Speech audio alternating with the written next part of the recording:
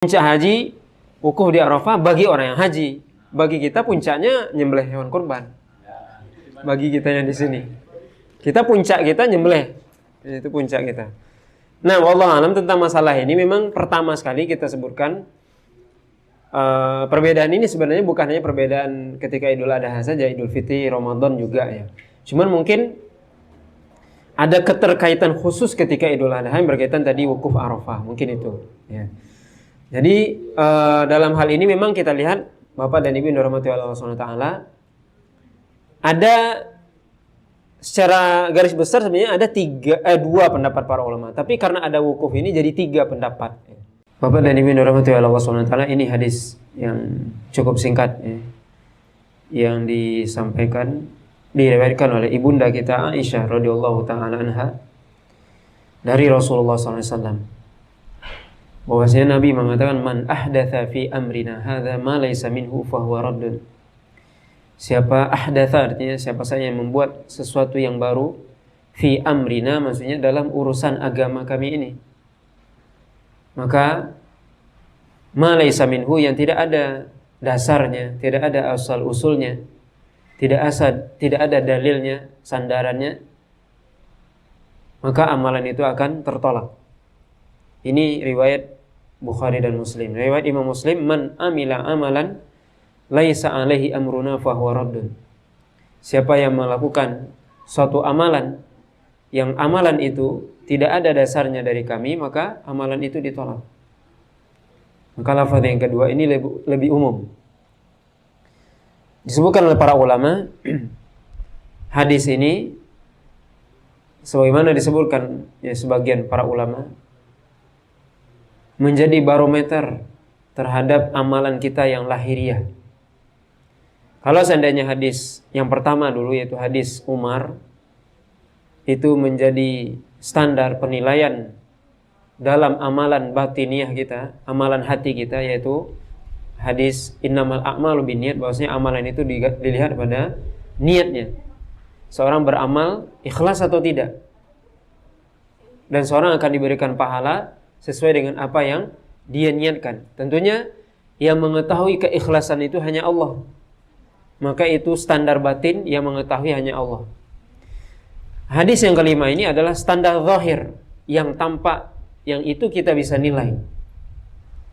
Yang Nabi sebutkan, siapa yang melakukan satu amalan yang tidak ada dasarnya dari kami, maka amalan itu akan ditolak. Amalan di sini pertama dalam hadis tadi sebutkan riwayat yang pertama, ahdatha artinya membuat sesuatu yang baru. Kemudian fi amrina maksudnya apa? Dalam urusan kami, maksudnya dalam agama, dalam urusan agama. Ini yang perlu digarisbawahi. Membuat sesuatu yang baru dalam urusan agama, bukan membuat sesuatu yang baru dalam urusan dunia. Kalau urusan dunia tidak ada masalah. Nabi di zaman Nabi orang berpergian naik onta, sekarang kita pakai Toyota, tidak ada masalah itu. Itu urusan apa? Dunia. Tapi yang dipermasalahkan oleh Nabi apa? Urusan agama. Urusan agama yang sudah jelas. Sholat subuh misalnya 2 rakaat. Kalau ada orang yang sekarang sholat subuhnya 3 rakaat, itu ditolak amalan. Maka ini yang perlu dipahami ya. Satu hal yang perlu digarisbawahi, membuat sesuatu yang baru itu adalah dalam hal agama. Jadi kalau kita lihat yang dilarang itu dalam hal agama. Kalau dalam urusan dunia silakan berinovasi. Ini yang perlu dipahami dengan baik, karena sebagian orang ada yang rancu dia. Kamu berbicara tentang hal ini kata dia, tapi kamu tidak pakai juga handphone kata dia. Naik pesawat juga. Ini urusan dunia, tidak ada masalah. Yang dilarang itu adalah inovasi dalam urusan agama. Agama itu tidak ada inovasinya. Agama itu sudah baku, sudah paten dari Rasulullah SAW, kita ikuti saja. Tidak ada inovasi dalam urusan agama. Tapi dalam inovasi dalam urusan dunia silahkan sampai terbang sampai ke bulan. Tidak ada masalah. Nah, ini yang perlu digarisbawahi, karena sebagian orang dia berbicara tapi tidak pakai ilmu. Ya. Ketika kita memperingatkan jangan membuat suatu perkara yang baru katanya, kita katakan dalam hal ini yang dilarang adalah dalam urusan apa? Agama. Dalam urusan dunia tidak ada masalah. Ini suatu hal yang perlu dipahami dengan baik. Maka kita tidak boleh membuat suatu perkara yang baru dalam urusan agama. Karena Allah sudah katakan, al-yauma akmaltu lakum dinakum wa atmamtu alaikum ni'mati wa raditu lakumul islama dinan. Pada hari ini sudah aku sempurnakan agama, kata Allah SWT. Berarti kalau sudah sempurna, bagaimana agama itu? Sudah selesai, tidak perlu ditambah, tidak perlu dikurang. Agama sudah paten. Tidak perlu ditambah, tidak perlu dikurang. Apa yang dilakukan oleh Nabi, apa yang diajarkan oleh Nabi, ikuti saja. Tugas kita mengikuti. Kata Abdullah bin Mas'ud, seorang sahabat, ittabi'u wa la tabtadi'u. Ikuti apa yang dilakukan oleh Rasulullah, para sahabat. Jangan membuat suatu perkara yang baru. Maka ini perlu dipahami dengan baik. Maka Nabi mengatakan di sini, siapa yang melakukan siapa yang membuat sesuatu yang baru ya, dalam urusan kami, maksudnya dalam urusan agama, yang itu tidak ada contohnya. Tidak ada contohnya itu dari Nabi. Sebab kalau seandainya ada contohnya, itu tidak disebut perkara yang baru. Berarti sudah ada contoh sebelumnya. Maka amalan itu akan ditolak. Dalam riwayat Muslim tadi lebih umum ya. Siapa yang melakukan satu amalan dari amalan agama ini yang tidak ada contohnya, contoh dari siapa? Dari Rasulullah. Karena Rasulullah SAW yang telah mempraktekkan agama ini dari alif sampai ya, dari A sampai Z-nya. Sudah lengkap. Maka kalau tidak ada contohnya dari Nabi, maka amalan itu ditolak. Betapa kita lihat ya, bagaimana orang dia bersusah payah melakukan amalan-amalan yang tidak ada contoh dari Nabi. Gimana? Dia 2 kali ruginya. Pertama, rugi di dunia, dia udah capek-capek apa. Yang kedua, amalannya ditolak. Bahkan bisa jadi dia berdosa. Karena dia membuat suatu yang baru. Jadi bukan saja dia rugi dunia, sudah capek materi, sudah capek tenaga dan sebagainya, tapi dia juga di akhirat bisa jadi dia berdosa, bukan hanya tidak berpahala, berdosa. Bahkan disebutkan oleh Nabi SAW bahwasanya Rasul SAW nanti di akhirat setiap Nabi punya telaga. Dan Nabi disebut punya telaga ya, di mahsyar nanti. Semua umatnya akan mendatangi telaga Nabi. Dan akan ada orang-orang yang diusir dari telaga. Siapa? Orang-orang yang membuat perkara yang baru dalam agama ini. Diusir oleh Nabi. Karena bikin agama baru. Bikin syariat baru. Bikin tambahan-tambahan.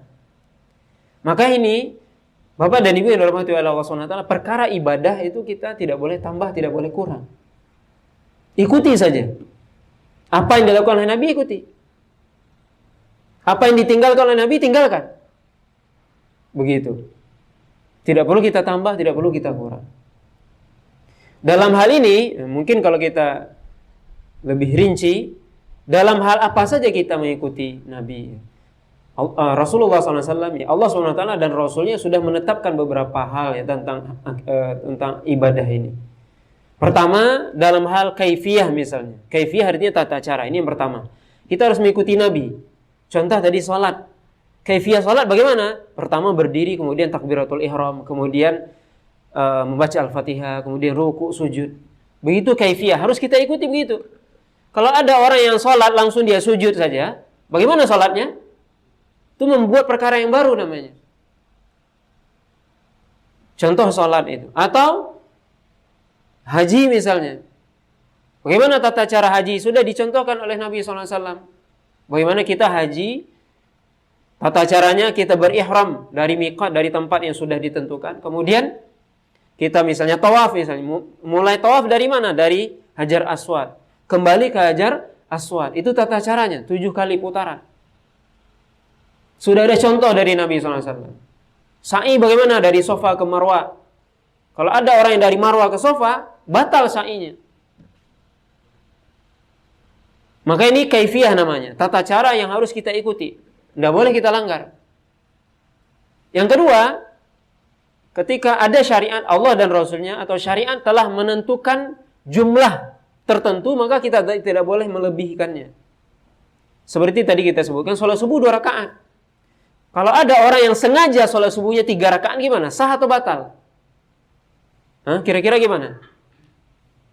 Batal dan berdosa dia kalau dia sengaja. Kecuali lupa, beda lagi.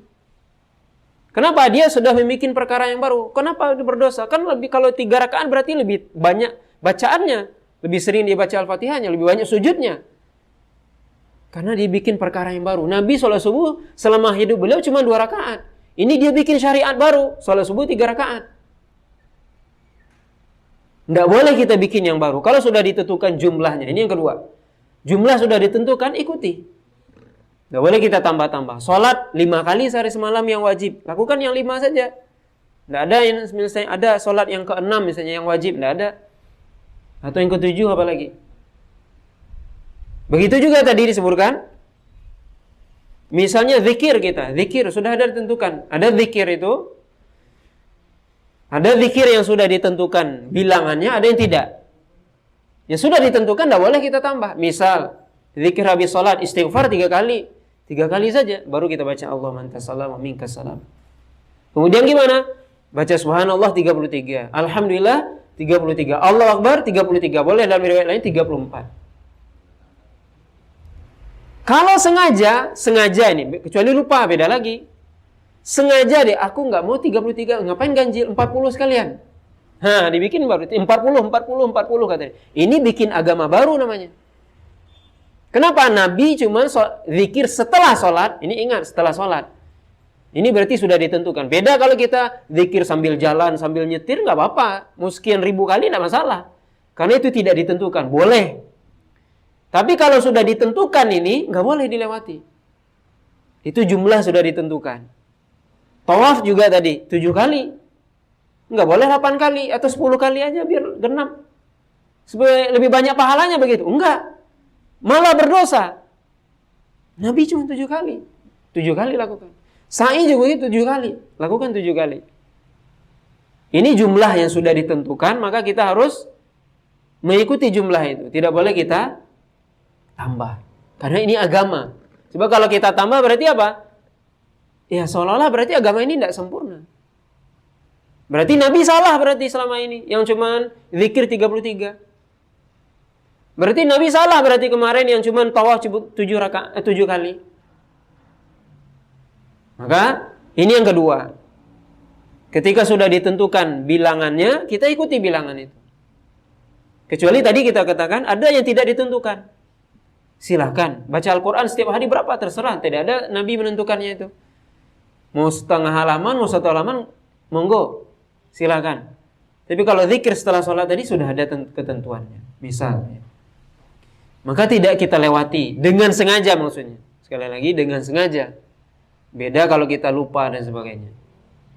Kemudian yang ketiga, kalau sudah ditentukan tempatnya. Sudah ditentukan tempat, nah boleh kita merubah tempat. Contohnya yang paling jelas apa? Haji. Haji di Mekah. Di mana haji di Mekah?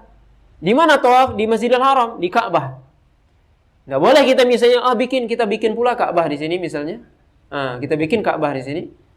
Kalau perlu lebih elit, kita bikin dari emas dari sini. Gimana? Haji orang ke sini gimana? Nggak sah. Nggak ada orang haji ke Bengkulu. Walaupun Anda bikin Ka'bahnya dari emas, nggak sah itu. Kenapa? Sudah ditentukan tempatnya. Tempatnya sudah ditentukan oleh Nabi, oleh syariat, oleh Allah, ikuti saja. Sudah ditentukan tempat. Tempatnya sudah ditentukan, maka kita ikuti. Tidak boleh kita melewatinya, tidak boleh kita melakukan di tempat yang tidak ditentukan. Maka ini yang ketiga ya tadi. Ada kaifiyah tadi, tata cara, kemudian jumlah, kemudian sudah ditentukan tempat. Kemudian yang ditentukan waktu misalnya. Waktu. Misalnya apa? Sholat jelas, waktunya sudah jelas ya. Allah SWT katakan inna sholata kanat 'alal mu'minina kitaban mawquta. Sungguhnya sholat itu kewajiban yang Allah wajibkan kepada orang-orang beriman dengan waktu yang sudah ditentukan. Sudah ditentukan waktunya. Sholat subuh ada waktunya. Ketika terbit fajar sampai matahari terbit. Zuhur ketika matahari condong ke barat. Asar begitu juga ada waktu-waktu. Maghrib, Isya, seluruhnya ada waktunya. Maka tidak boleh kita melewati waktu tersebut dengan sengaja. Kecuali kita lupa atau tertidur boleh. Tapi kalau kita bikin syariat, saya nih sekarang sholat subuh, sekarang ini misalnya, nggak boleh. Karena waktunya sudah ditentukan. Misalnya puasa di bulan Ramadan yang wajib. Diwajibkan puasa di bulan Ramadan. Kita mau pindahkan, bukan Ramadan. Kita pindah aja Syawal, tahun ini Syawal aja. Ramadan kita tidak usah puasa. Kita pindahkan Ramadan karena berbagai macam hal misalnya. Ada kompetisi ini dan sebagainya misalnya. Maka ini tidak boleh dilakukan. Atau haji misalnya. Gimana haji? Kenapa orang supaya tidak terjadi macet haji ini? Gimana kita gilir aja tiap bulan. Zulhijjah orang Indonesia, Muharram nanti Malaysia. Gimana? Kita gilir aja haji itu. Supaya tidak terjadi apa? Berbondong-bondong itu. Sehingga berdesak-desakan. Kita apa? Kita ganti aja gimana? Bolehkah seperti itu? Enggak boleh. Karena sudah ditentukan waktunya. Ya, termasuk berhari raya Idul Fitri sudah ada waktunya. Hari raya Idul Fitri ada waktunya. Idul Adha juga sudah ada ketentuannya. Maka ketika waktu-waktu tersebut sudah ditentukan, Bapak Ibu yang dirahmati Allah SWT, maka kita wajib mengikutinya. Tidak boleh sedikit pun kita melewatinya, melanggarnya dengan sengaja. Maka ini syariat. Ketika syariat itu sudah menetapkan kaifiyah tertentu, tata cara tertentu, sudah menetapkan bilangan tertentu atau kadar tertentu, telah menetapkan tempat tertentu, kemudian juga telah menetapkan waktu tertentu untuk kita melakukan ibadah tersebut atau suatu ibadah, maka tidak boleh kita melewatinya. Berarti itu sudah paket istilahnya, sudah baku. Itu namanya ibadah yang muqayyad. Muqayyad artinya ibadah yang diikat dengan tata cara tertentu, dengan waktu tertentu, dengan jumlah tertentu, dengan tempat tertentu. Artinya ibadah yang muqayyad. Tapi ada juga ibadah yang tidak muqayyad atau istilahnya mutlak. Ada yang mutlak waktunya dan jumlahnya, misalnya baca Al-Quran. Baca Al-Quran terserah kita kapan saja. Mau baca Al-Quran, mau pagi, mau siang, mau malam, terserah. Jumlahnya juga terserah kita. Berapa saja terserah. Tidak ditentukan jumlah. Atau tidak ditentukan juga tempat. Apakah kita baca Al-Quran harus di masjid saja? Tidak. Kita bisa baca Al-Quran di rumah, bisa kita baca Al-Quran di kantor. Tidak ditentukan waktunya, maka kita bebas berarti. Itu namanya ibadah yang mutlak. Maka Bapak dan Ibu dirahmati oleh Allah SWT, maka hadis yang singkat ini memberikan sebuah peraturan kepada kita, aturan ya kepada kita bahwasanya dalam beribadah itu, kalau memang ibadah itu muqayyad, artinya sudah dibatasi dengan seperti tadi kita sebutkan, dibatasi dengan aturan, ya, tata cara tertentu, jumlah tertentu, atau kadar tertentu, kemudian tempat dan waktu tertentu, maka kita harus mengikutinya. Tidak boleh kita lewati, tidak boleh kita mengurangi, menambahkan, tidak boleh. Tapi kalau seandainya ibadah itu sifatnya mutlak, ya, tidak ada batasan, tidak ada batasan waktunya, jumlahnya, dan tempatnya dan sebagainya, maka kita boleh. Boleh kita beribadah sesuai dengan kemampuan kita. Allah katakan, fattaqullaha mastata'tum. Bertakwalah kepada Allah sesuai dengan kemampuan Anda. Artinya, kita ingin sholat sunnahnya, sholat sunnah mutlak misalnya, boleh. Sholat sunnah mutlak berapa saja. Sholat sunnah mutlak. Ya. Kita mau bersedekah sesuai dengan kemampuan kita. Berapa kita mau bersedekah, silakan. Maka itu tidak ditentukan. Atau berzikir tadi. Kita mau berzikir berapa saja. Kalau itu tidak setelah sholat, kita sambil jalan, sambil berdiri dan sebagainya, itu boleh. Atau tadi kita mau membaca Al-Quran dan sebagainya, maka ini dibolehkan. Maka dengan ini tentunya amalan kita itu bisa diterima oleh Allah SWT. Jadi kita ingin tentunya amalan kita itu, ibadah kita diterima oleh Allah SWT dengan syarat ya. Jadi sudah pernah kita sebutkan bahwasanya syarat ya. Syarat diterimanya ibadah kita itu dua, yaitu hadis Umar yang pertama kemarin, yaitu hadis niat. Niat maksudnya di sini apa? Al-ikhlas. Ibadah kita mesti didasari oleh ikhlas, dan itu urusan hati kita. Yang kedua, ibadah itu harus mengikuti Nabi. Bisa kelihatan ya mengikuti Nabi. Dia sholatnya benar atau tidak? Gerakannya benar atau tidak? Bacaannya benar atau tidak? Ya. Maka dengan dua syarat ini baru diharapkan ibadah kita bisa diterima. Kalau seandainya kita tidak ikhlas, tidak diterima. Atau kita ikhlas tapi tidak mengikuti Nabi, baik tata caranya atau jumlahnya atau waktunya, tidak kita ikuti tata cara Nabi, maka ibadah kita tertolak. Maka ini dua syarat mutlak Bapak dan Ibu yang dirahmati Allah SWT. Bagaimana ibadah kita bisa diterima oleh Allah SWT?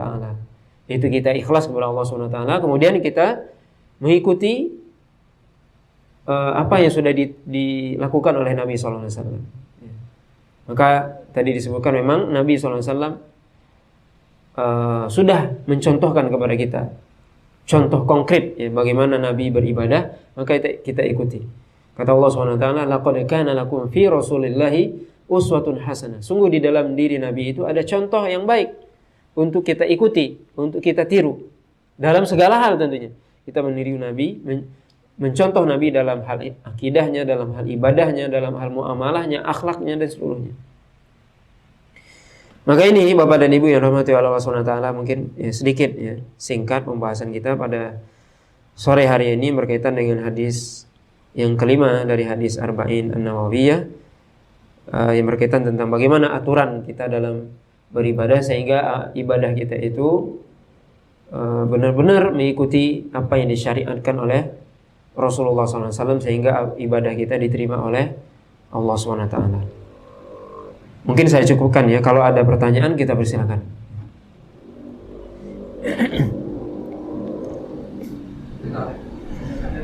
Ya, silakan Pak. Assalamualaikum warahmatullahi wabarakatuh. Iya.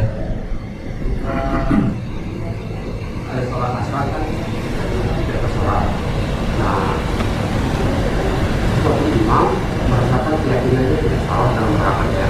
Nah, makmumnya menegur ada yang salah, rakaatnya salah. Nah, itu yang batal itu imam apa makmumnya kan? Ada sholat kita gitu. Imamnya lupa berarti.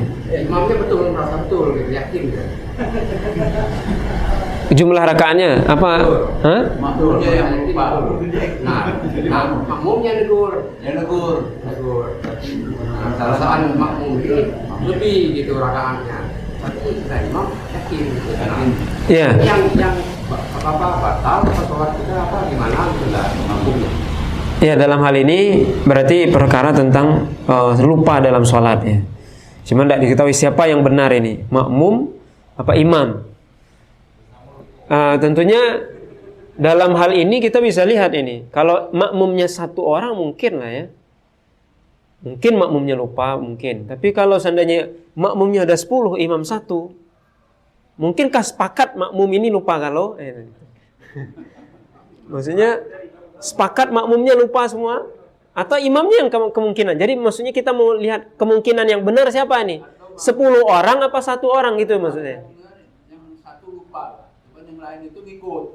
3 orang. Iya. Tapi imamnya benar. Iya, oke, coba kita lihat. Kejadian kemarin di sini. Iya. Memang kejadian berarti ya? Di sini mereka ikut imam. Imam benar, ikut imamnya. Imam yakin. Imam yakin kan? Mana benar itu tanyakan dari itu. Iya. Pertama tentunya secara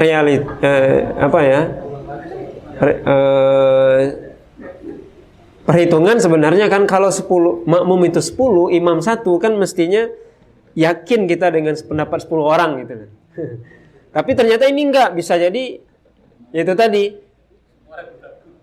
semuanya malah makmumnya semuanya malah ragu, imamnya yang benar.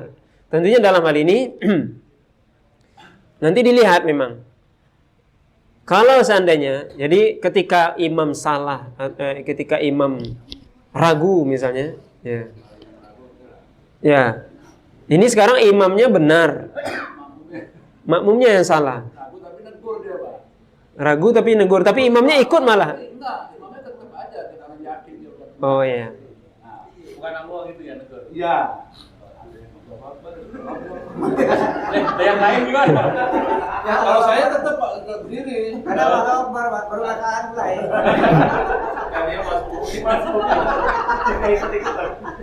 Imam tentunya jadi gini, ketika seorang dia sholat, dia mengikuti yang dia yakini. Nah, kan imam tuh kayak gitu. Kalau dia yakin sudah 4 rakaat, ya sudah. Ya. Dia walaupun ditegur makmum, kalau dia memang sudah yakin, nggak apa-apa. Ya. Insya Allah tidak ada masalah. Dan ini pernah kejadian di zaman Nabi SAW. Tapi Nabi salah sebenarnya. Tapi Nabi yakin benar. Dan itu lebih fatal. Ya. Jadi gimana? Nabi pernah sholat zuhur atau asar. Ini Nabi pernah sholat zuhur atau asar. Dalam riwayat itu disebutkan zuhur, dan yang riwayat lain disebutkan asar. Nabi 2 rakaat salam langsung. 2 rakaat langsung salam. Zuhur atau asar dalam riwayat hadis itu. Kemudian Nabi setelah salam langsung duduk menghadap makmum dan Nabi diam aja.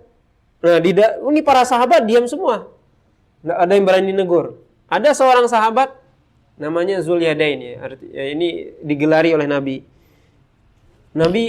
Sahabat ini bilang, "Wahai Rasul, engkau lupa atau salatnya dikosor?" Dikosor kan artinya dipendekkan. Kata Nabi, enggak, saya enggak lupa dan sholat enggak dikosor. Nabi bercakap ketika itu. Kemudian Nabi bertanya, benar enggak itu kata si Zulyadain? Benar wahai Rasul. Langsung Nabi menghadap kiblat nambah 2 rakaat lagi. Kemudian sujud sahwi. Jadi kalau memang itu terjadi misalnya, kalau memang itu kurang ya sudah tambah. Tapi kalau tidak ya enggak masalah berarti tadi. Misalnya setelah salam nanti kan makmum, ya sudah kita ngobrol. Ini mana tadi?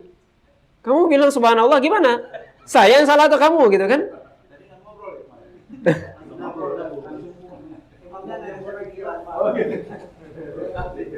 Ya enggak apa-apa disampaikan, maksudnya gitu. Itu caranya.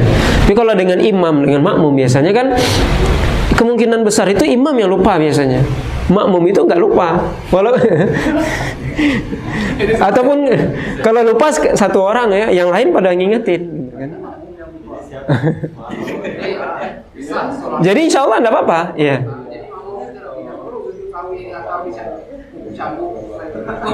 Enggak boleh dicambuk. Ya jadi sholatnya kan enggak ditambah tadi kan? Makmum enggak tambah kan? Enggak. Ya alhamdulillah berarti pas berarti. Ya. Tapi saya ikut juga tuh yakin benar imamnya. Cuman jadi ujung-ujungnya saya nggak musuh jadi sholat jadi. Karena belum yakin saya.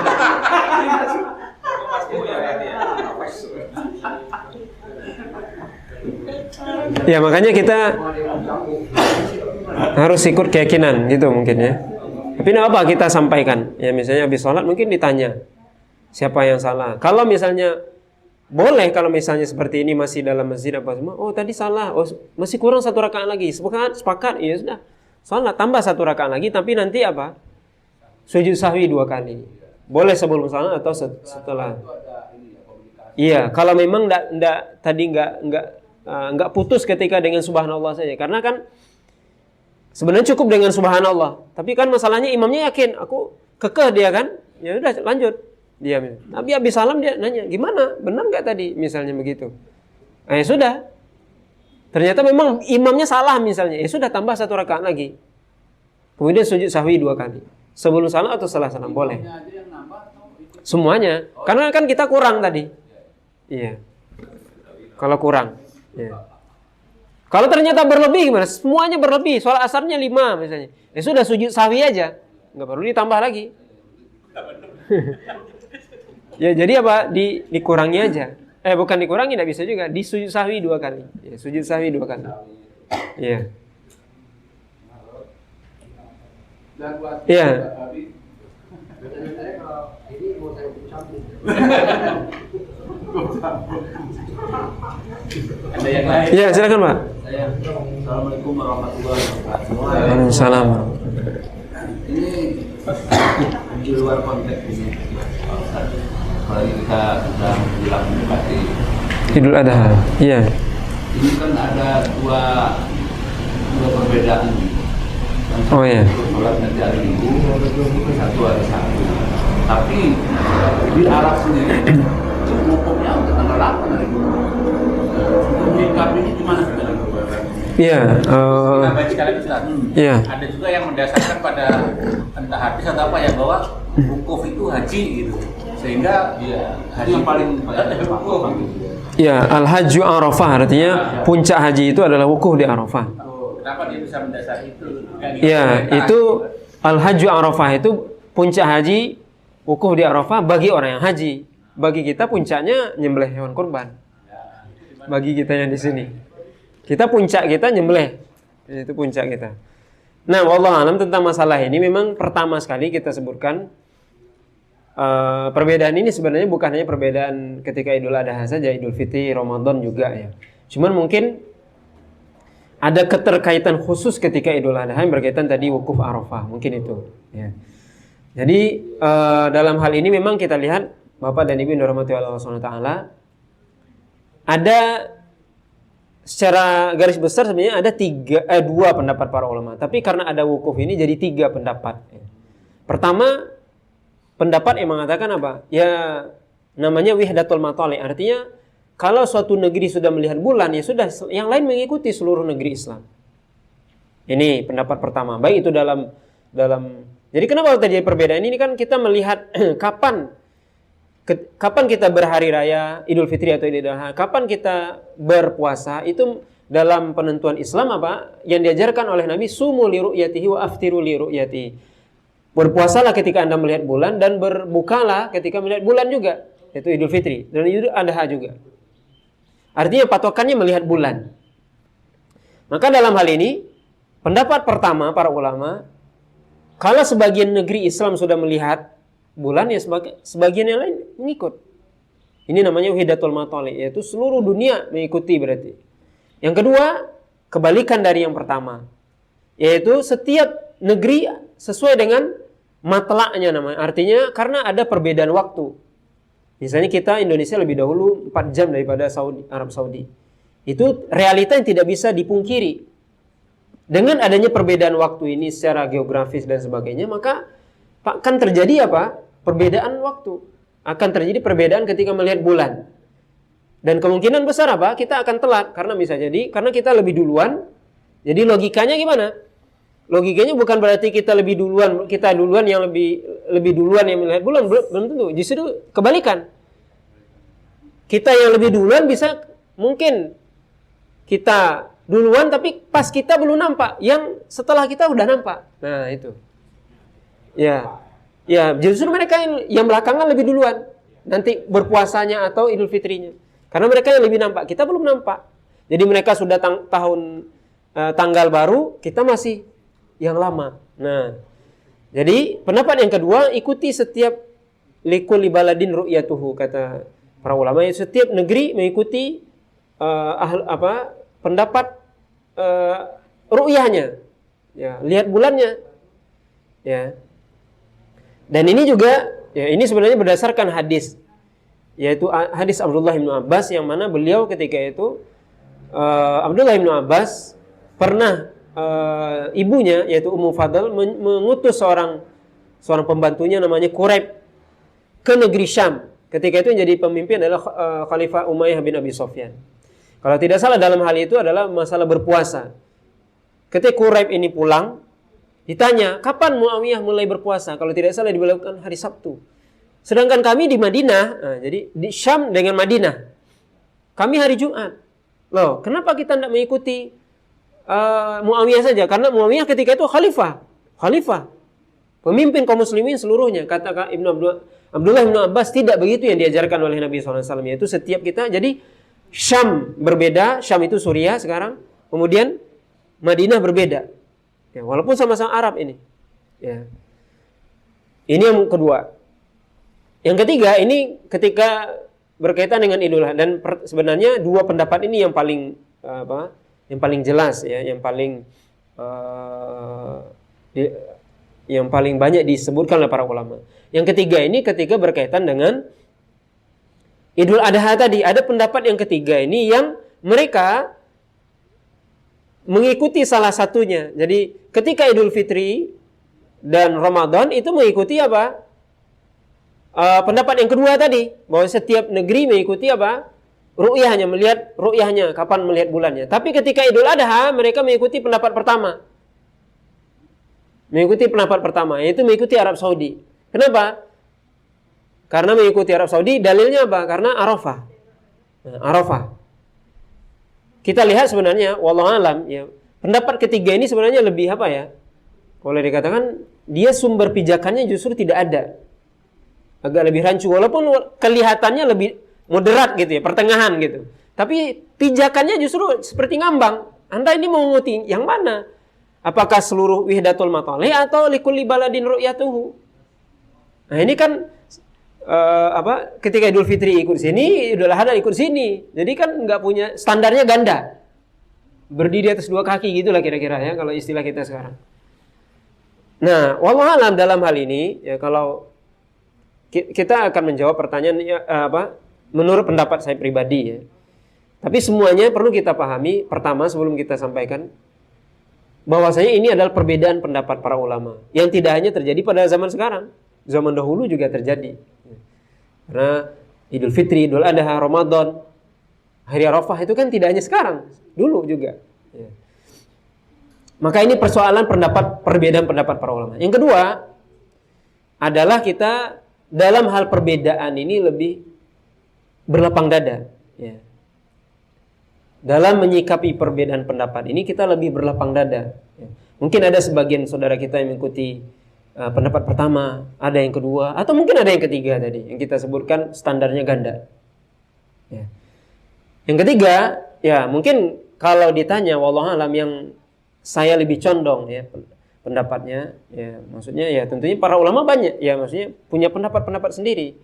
Cuman kalau saya pribadi lebih condong kepada pendapat yang kedua, yaitu pendapat setiap negara, setiap negeri memiliki ru'yahnya sendiri.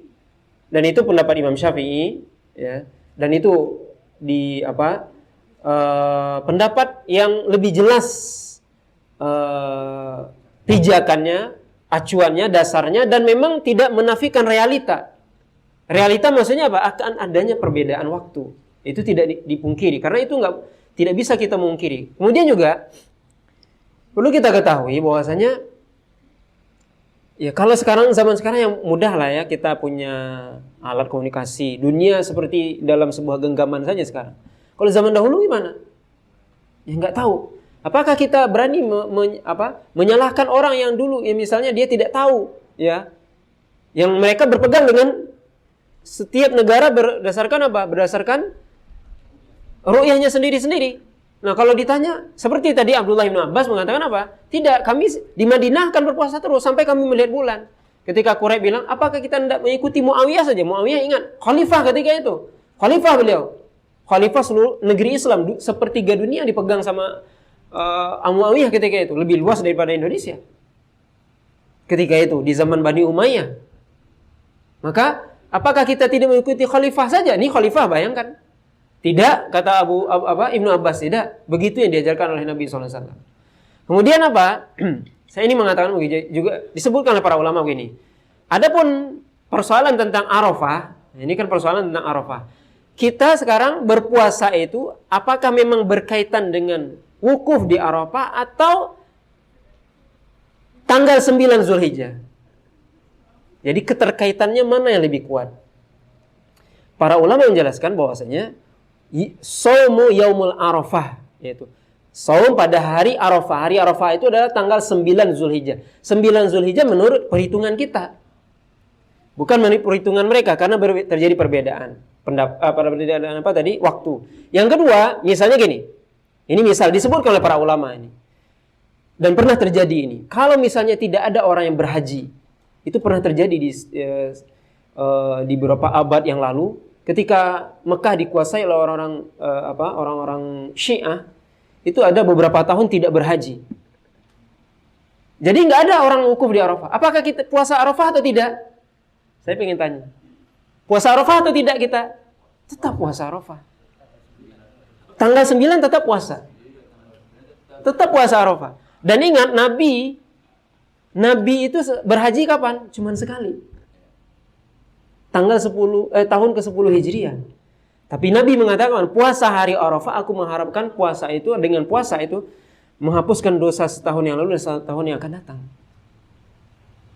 Dan dan puasa Arafah itu disunahkan bagi siapa? Yang tidak haji. Yang wukuf di Arafah enggak disunahkan mereka berpuasa Arafah. Makanya para ulama mengatakan, kalaupun tidak ada orang yang wukuf di Arafah karena terjadi perang, misal. Dan kita tidak ingin terjadi seperti itu. Terjadi perang apa semua dikuasai oleh orang kafir misalnya Mekah apa. Enggak ada orang haji gimana? Enggak ada orang wukuf. Kita tetap puasa tanggal 9 atau tidak? Puasa tetap. Ya. Maka kenapa? Karena hari Arafah tanggal 9 itu insya Allah pendapat yang lebih, wallahu alam, yang lebih, saya pribadi lebih menenangkan. Ya. Daripada tadi yang juga mengatakan ikuti Arafah. Dia akan bingung sendiri nanti. Coba kalau kita mengikuti Arafah, sekarang coba kita hitung-hitungan deh. Mau hitung-hitungan. Kita mau tanggal 9 sekarang, misal di besok hari Arafah, ya. Besok hari Jumat, misal nih. Besok orang wukuf di Arafah. Kita sudah jam berapa? Kita duluan berapa? 4 jam. Kita udah mulai puasa, orang belum wukuf. Benar atau tidak? Karena kita kan duluan. Kita udah puasa, orang belum wukuf. Iya kan? Wukuf itu dari zuhur sampai maghrib. Berarti kalau zuhur kita di sini sudah jam berapa? Zuhur itu jam 12. Di sini jam berapa? Jam 4. Bukan. 4 jam berarti? Ya jam, kita duluan. Jam 12 sama 4, 16. Ya jam asar. Di sana zuhur, kita asar. Ibaratnya seperti sekarang lah. Kita udah orang baru wukuf tadi. Kita sudah mau berbuka. Gimana itu? Kita udah mau berbuka. Kalau memang kita mau menepati mereka benar-benar bersamaan dengan wukuf, itulah maksud saya. Itu maksudnya. Kalau memang kita ingin berdalil, saya ini ingin puasa sama sepersis seperti orang ketika wukuf, itu mustahil. Agak sulit kalau perbedaan waktu. Tadi kita katakan, ya. Mereka wukuf baru jam 12, kita di sini sudah asar. Kita sudah mau berbuka, mereka baru mulai wukuf. Ini kan agak rancu namanya. Tapi walaupun begitu kita katakan, kita tetap menghargai pendapat saudara kita yang mungkin mereka berpendapat seperti itu. Insya Allah tidak ada masalah. Tapi kalau ditanya mana yang lebih kuat, mana yang lebih menenangkan hati kita dan tidak ada kerancuan, ya sudah, ikuti tanggal. Ya, ikuti tanggal. Tadi kita katakan walaupun tidak ada orang wukuf di Arafah, kita tetap tanggal 9 Zulhijjah kita puasa Arafah. Karena itu disebut hari Arafah. Ya. Wallahu alam ya ini dalam hal ini, tapi sekali lagi kita katakan ini perbedaan ini tidak ada masalah. Iya. Kalau seandainya orang itu dia tidak melakukan kan hari Jumat itu kan hukum. Nah, dia di Indonesia. Dia harusnya besoknya sholat ini. Dia sholat ini ikut yang hari Minggu. Mana boleh itu? Iya. Ada juga yang baca itu. Iya, itu yang kita katakan tadi rancu ya. Standar ganda itu bikin bingung sendiri biasanya. Jadi orang kalau standarnya ganda, iya memang ada. Standar ganda itu seolah-olah cari aman gitu ya, tapi dia bikin bingung sendiri itu. Biasanya kayak gitu. Jadi dia nggak punya prinsip. Yang mana yang jelas? Jadi kan harus pilih sebenarnya. Iya. Jadi bikin bingung sendiri. Jadi dia mau puasa Arafahnya hari Jumat, tapi lebarannya ya sudah ikut pemerintah tanggal hari Ahad. Yang lebih ininya, kalau itu mungkin masih inilah. Yang lebih ininya adalah nyembelihnya. Ingat, nyembelih. Nyembelih itu nggak boleh kecuali tanggal 10 Zulhijjah. Nah itu jangan sampai nggak sah nanti nyembelihnya. Istrinya haji karena faktor umur kan dia nyambut. Jadi istrinya dia berangkat. Pemerintah sekarang aturannya kayak gitu kan. Jadi istrinya nelpon, semua upah katanya. Dia pengurus masjid kan, kami hari Minggu. Iya, jadi apa namanya? Yang perlu diperhatikan masalah nyembelih ini. Mungkin lebih baik diakhirkan. Kalau seperti sekarang ini lebih aman kan, karena menyembelih itu boleh 10, 11, 12, 13. Lebih aman kita. Tapi kalau kita nyembelih tanggal 9, enggak sah. Nah, itu aja. Maksudnya enggak sah itu sebagai kurban. Itu jadi sedekah biasa. Enggak jadi ibadah kurban kita. Sedekah kita biasa aja bagi-bagi. Tanggal 10 ya. Iya. Itu lebih aman. Ya begitu. Hari Ahad kan enggak ada apa, kalau mau nyembelih hari Ahad walaupun tadi mau lebarannya hari Sabtu juga aman. Gitulah. Mau cari amannya di situ hari Ahad. Senin. Kita yang motong enggak Senin. Ya enggak apa-apa, lebih aman gitu ya. Ya mungkin itu wallahu alam, tapi tetap ini kita katakan ini adalah perbedaan pendapat yang memang kita memang berlapang dada. Cuman memang dalam beramal kita mungkin perlu itu tadi kan acuannya bagaimana supaya kita enggak bingung juga. Ya. Nah, wallahu alam. Nyambung Ustaz. Iya. Sekarang yang berhak menentukan atau berwenang menentukan tanggal 9 atau tanggal 1-nya itu siapa? Apakah sebuah organisasi atau harus pemerintah? Iya, jadi memang yang jadi kapan tanggalan itu bisa dilihat itu apa? Masuk bulan Hijriah itu kan dengan melihat bulan. Siapakah yang disuruh yang berhak melihat bulan? Semua orang berhak melihat bulan. Zaman Nabi juga begitu. Ada orang Arab Badui datang, "Wahai Rasul, saya sudah melihat bulan." "Oh ya sudah. Umumkan, besok puasa." Nah, begitu. Siapa saja boleh dia. Tapi dengan syarat tentunya apa? Pengakuan dia diterima oleh pihak berwenang. Istilahnya kalau Nabi ketika itu sebagai Rasul dan sebagai pemimpin negara. Nah, sekarang kita misalnya pemerintah kita kan memang ada tim lajnahnya, timnya untuk melihat bulan. Mereka semua nanti setelah itu melapor. Kalau misalnya laporan mereka diterima, ya pemerintah akan mengumumkan besok Lebaran atau puasa dan sebagainya. Atau kalau ditolak ya sudah. Kalau ditolak berarti itu hak pemerintah memang untuk menerima atau menolak.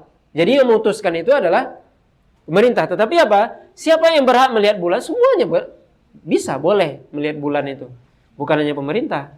Ya, kita misalnya ada pergi ke tempat yang mungkin lebih terang, ke pantai apa, bisa aja tempat yang lebih tinggi, ya tidak ada hambatan, ya, lihat bulan. Ya. Bisa enggak kita melihat dengan mata kita? Kalau kita bisa mampu lihat, ya kita laporkan. Nah, laporan kita nanti yaitu diterima atau tidak oleh pemerintah. Itu semuanya kewenangan pemerintah. Itu. Jadi memang sebab kalau seandainya setiap orang punya wewenang, jadi ini akan rancu nanti. Itulah akibatnya apa? Berbeda hari raya kita, dan itu sebenarnya kurang baik. Masa satu negara beda hari raya, satu rumah beda lebarannya, kan repot itu. Idul Fitrinya repot ini. Ibunya sudah sudah lebaran, aku nggak sahur lagi mas katanya. Jadi gimana tuh? Kan repot ya. Jadi gimana? Sebaiknya tentunya apa? Siapa saja berhak, cuman apa? Yang memberikan keputusan itu adalah pemerintah tentunya. Ya, ketika pemerintah sudah memberikan keputusan, maka semua kita mengikuti karena itu wewenang mereka, sehingga itu menjaga persatuan kaum muslimin namanya. Sama dengan coba kita lihat ada satu kisah, yaitu apa? Utsman bin Affan ketika menjadi imam sholat di Mina, beliau sholat 4 rakaat. Padahal sebenarnya Rasulullah SAW, Abu Bakar, Umar juga sholatnya dulu 2 rakaat cuman ketika di Mina, ketika haji. Utsman 4 rakaat. Ini gimana? Seharusnya kan dikosor 2 rakaat. Abdullah bin Mas'ud mengatakan, gimana? Tapi karena Utsman adalah pemimpin khalifah ketika itu, sudah Abdullah bin Mas'ud enggak protes, sudah. Kita mengikut, makmum ikut sudah. Gitu. Itu lebih tenang, menjaga persatuan itu lebih baik. Ya. Maka itu tentunya lebih baik ya. Kalau dikatakan tadi siapa yang berhak, tentunya yang berwenang pemerintah itu lebih berhak dan itu menyatukan, yang membuat persatuan. Ya, itu lebih baik tentunya. Nah, Allah. Ya. Kan semua orang tetap diperbolehkan gitu. Cuman kan yang menentukan adalah pemerintah. Namun mungkin organisasi tersebut dia yakin, jadi dari dia sendiri sebenarnya yakin, dan mungkin ada organisasi lain yang juga melihat hal yang sama. Jadi dia di pribadinya dia sebenarnya dia yakin misalnya lebih duluan masuk. Iya. Tapi pemerintah melihat keseluruhan ternyata lebih banyak yang tidak melihat. Nah, bagaimana konteksnya ke dia sendiri? Ya, bagus pertanyaan. Kalau kita sendiri yang melihatnya, kemudian persaksian kita ditolak. Kata para ulama apa? Anda boleh misalnya berpuasa sendiri tanpa mengajak orang lain. Begitu. Kenapa? Karena mengajak diri orang lain akan bikin fitnah namanya. Akan merusak persatuan. Jadi sendiri aja. Saya memang yakin bahwasanya Ramadan sudah kelihatan ini bulannya. Sudah saya puasa sendiri tanpa saya mengajak orang lain. Itu. Gitu caranya. Kalau berhari raya gimana? Ya sudah, Anda berbuka, tapi sholat Id kan nggak mungkin sendiri. Sholat Id mengikut orang. Nah, gitu. Ya berbuka karena kan nggak boleh orang berpuasa pada hari Id, haram hukumnya. Tapi saya udah lihat nih, Idul Fitri udah masuk ini, tapi kesaksian saya ditolak pemerintah. Ya sudah, Anda tidak berpuasa pada hari itu, tapi Anda tentunya Lebaran nggak bisa khutbah sendiri, makmum sendiri, nggak mungkin. Anda ikut pemerintah, gitu. Nah, begitu supaya untuk menjaga persatuan tadi. Seperti itu semestinya. Jadi memang mereka tidak perlu diumumkan sebenarnya. Ya sudah, kalau memang saya sendiri lihat nih dengan mata kepala, saya punya ilmu, saya ahli dalam astronomi dan sebagainya, saya punya ilmu, saya ahli falak dan sebagainya misalnya. Ada orang yang seperti itu. Ya tidak apa-apa. Monggo Anda sendiri. Nggak usah ngajak orang lain. Nah, itu. Karena apa? Karena ini berkaitan dengan kemaslahatan orang banyak. Karena berkaitan dengan kemaslahatan orang banyak, maka dikedepankan persatuan ya dalam hal ini. Maka benar atau tidak masalah itu tadi, itu tanggung jawab pemerintah. Itu. Jadi mereka bagaimana, kenapa ini begini, itu dikembalikan kepada mereka. Ya, karena mereka yang berwenang dalam hal ini. Ya. Mungkin itu. Ya. Nah.